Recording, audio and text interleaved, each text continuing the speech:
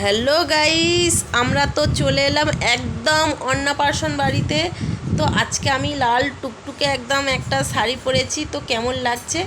আর আমাদের এটা ভাসুরের ছেলের ছেলে, মানে আমার নাতনি সম্পর্কে হয়, নাতি সম্পর্কে।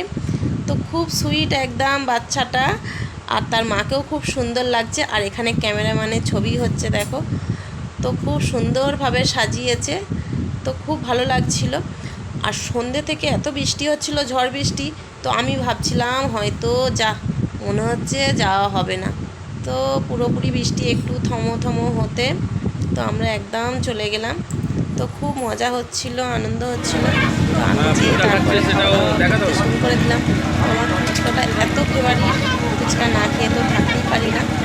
ফুচকা খাচ্ছি, এখানে গপ গপ করে ফুচকা খেয়ে। এদিকে দেখো সব রকম আইটেম আছে। তো লস্যি আছে, পকোড়া আছে, ফুচকা আছে, তারপরে কফি আছে, সব রকম আইটেম সব একটু একটু করে খেলাম। পকোড়াগুলো খুব টেস্টি ছিল, আর পকোড়া খেতে খুব সুন্দর লাগে।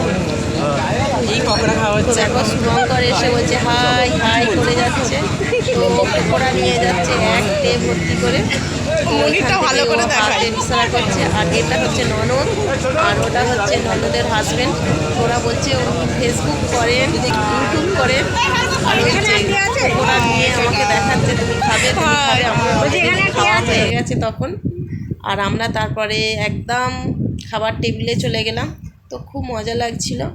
তো অনেক রকমের আইটেমের মেনু হয়েছে। তো আমরা একদম খেতে বসেই গেলাম। তো তোমার দাদাভাই বসেছে আর আমার ছেলে মধ্যিখানে বসেছে।